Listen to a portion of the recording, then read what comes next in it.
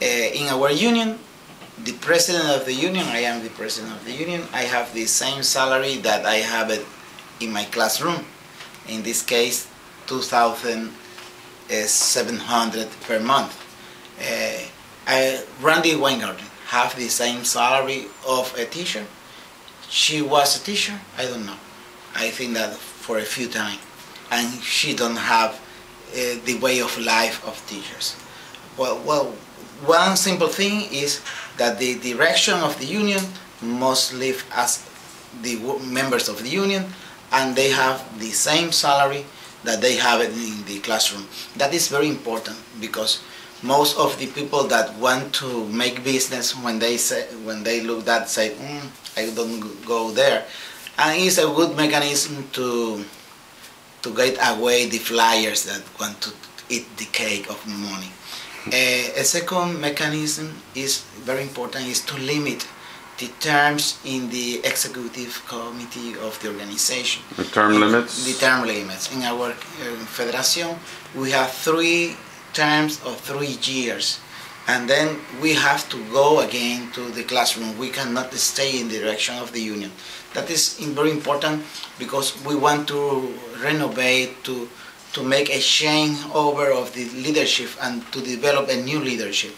Also, other mechanism that we use is that the staff is a very dangerous issue in the union.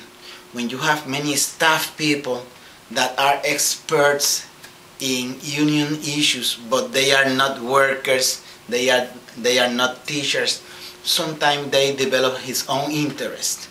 In our union, every member of the staff that works directly in the organizational process of the union, all of them are also teachers. We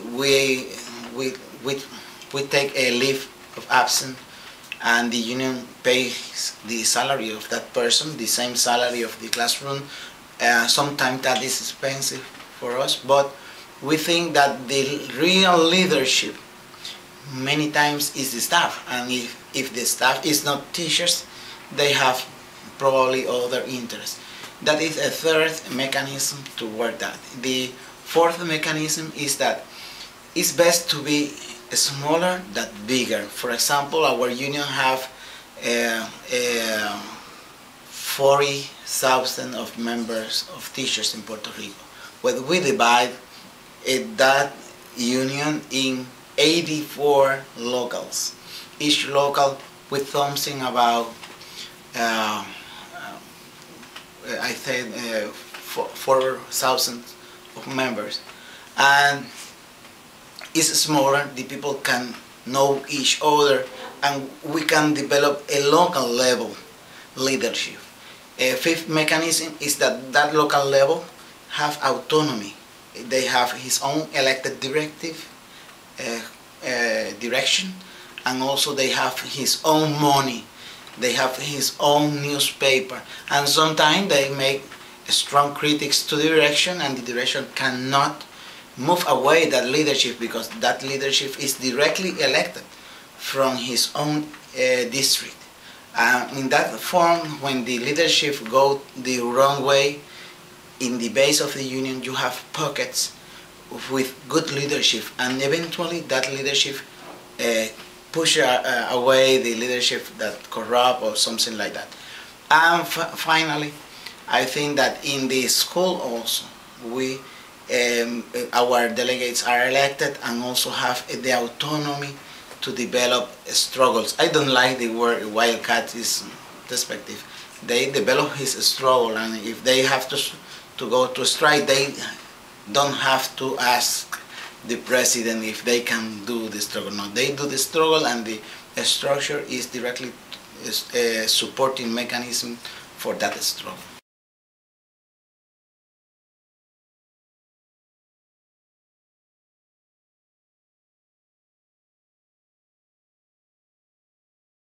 Well, first of all, you have to recognize that you have a duality in most of the unions, bureaucratic or business unions. The union is like a business and is organized as a business, and what they they sell workers' representation for the dues, but they are not struggle tools of the workers to develop his class conscience, and most of them don't have any commitment with the social problems of the communities. For that reason, you have to understand that you have to develop an inside class struggle inside that union. Sometimes you can change a union, sometimes you have to develop another union. I don't know what is the reality. Different places you have different mechanisms, but you have to develop the power from the bottom, and the first phase is to recognize that you have to struggle inside the union against bosses, and that bosses are in the direction of the union with his own interests, and sometimes the staff also have his own interests. The second thing is that I think that you have to develop a caucus that permit the union of the militants in different schools and places, because the militant is the heart of the union, because it's the person that take the risk, is the person that fight back directly in the shop, in this case in the schools. You have to develop a caucus. That caucus have to develop a direct action in the schools with a program, a radical program with a class view of the kind of union that they wanted, the kind of leadership, and they in their practice they have to be an example of that program that they are promoting.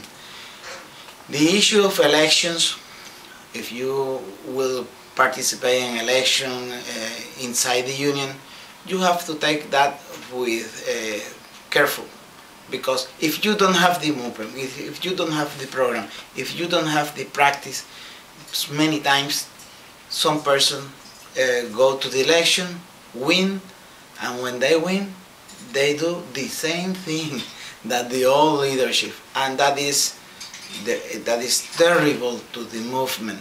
Sometimes you have to take your time, you have to develop your point of view collectively, in a collective way. You have to develop your caucus, you have to develop your strength in the bottom of the union, developing the grassroots, fighting back.